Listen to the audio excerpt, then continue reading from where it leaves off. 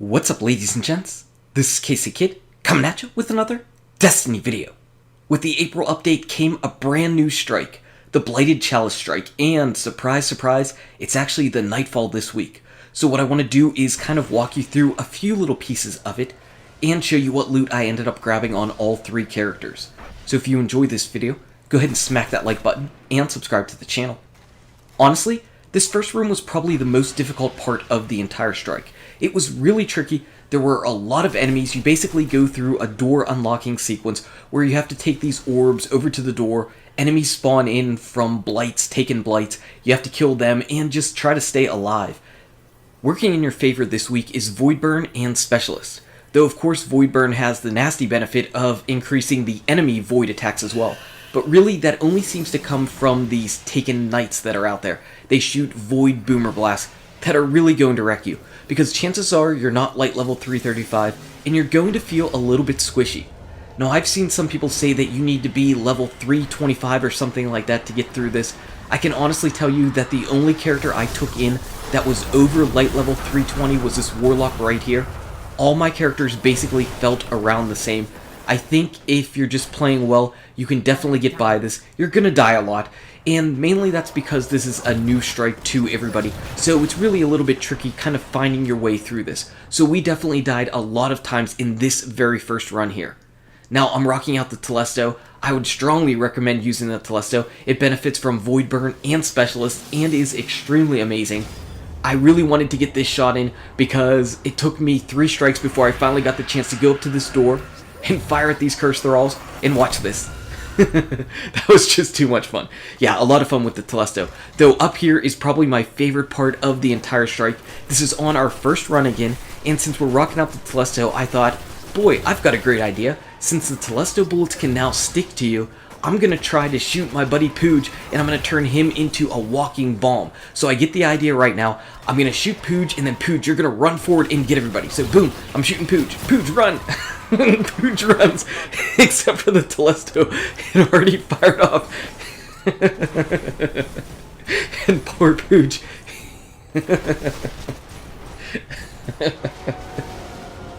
So, sacrifice notwithstanding, in the final room you're going to face Malok, finally. And what he does is corrupt the room with Taken Blight. Now what I ended up doing was going all the way towards the back of the room. All the way towards the back and using this as our basic staging area. So there are a couple things that you have to watch out for. Right here, whenever he ends up spawning in his minions, there are 2 shielded enemies that come out of this blight.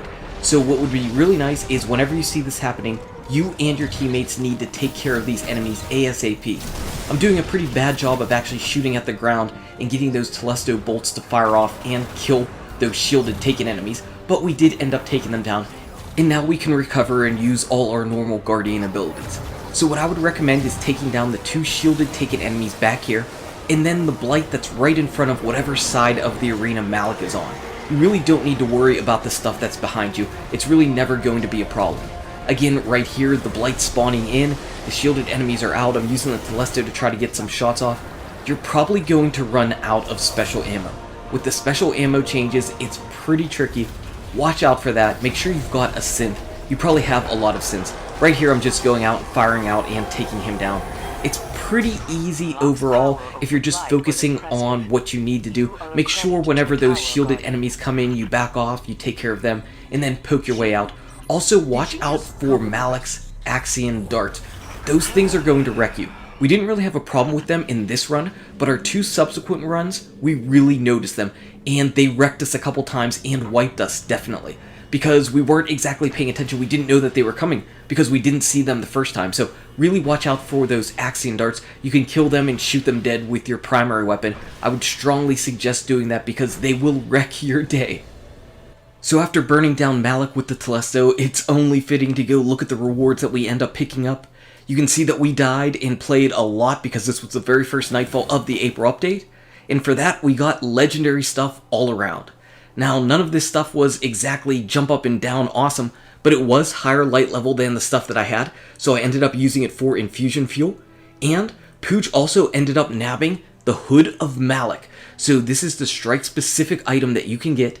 This is what makes the Nightfalls worth doing again and again this week, because you can get this hood much, much easier than you could get anything else, and it's always going to be a good light level, higher than the light level you already have. So that's the Hood of Malok. Whenever we did our second run, I was on my Hunter.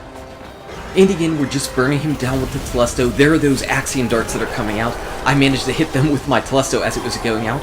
And as Malok melts, I noticed that he dropped a legendary Ingram, so I'm pretty excited, I'm pretty pumped. Again, this is only our second Nightfall, and whenever I go to grab it, I got the Hood of Malok as well. So you can see right here, in back-to-back runs, somebody got the strike-specific gear. It's really easy to get during the Nightfall. I mean, you might not get it, but it definitely has a higher percentage to drop during the Nightfall than it does at any other time. So I now have a better helmet. You can see, even looking at my light level right now, I was definitely under 320 light doing this strike. So you definitely don't need to be 320 light, and even if you are 320 light, it's not going to help you immensely. Just prepare to die. Prepare to die a number of times, because chances are that's going to happen. Just keep persevering. At least you don't go to orbit with the Nightfalls. You'll eventually get it done, especially if you've got a team of 3 people. Anyway, on to our Hunter loot. For Nightfall number 2 for this week, you can see that our kill numbers were definitely lower, meaning we didn't die as much, and we ended up getting a Patience in Time at 322. I got a ghost shell, and a glass house. So, Devil Dog and Pooch got lucky with the exotics. I got a ghost shell because it's the Nightfall. Though, of course, it is a higher light level than my ghost already, so I did use it as infusion fuel. For the final Nightfall of the week, Devil Dog ended up getting a shotgun, and I got a ghost shell. I got another ghost shell. So this was again infusion fuel for this specific character, my Titan. 2 ghost shells for the week. That's the Nightfalls for you. Anyway, guys and gals, thank you so much for watching. If you enjoyed this video, smack that like button and subscribe to the channel. Check out these awesome videos.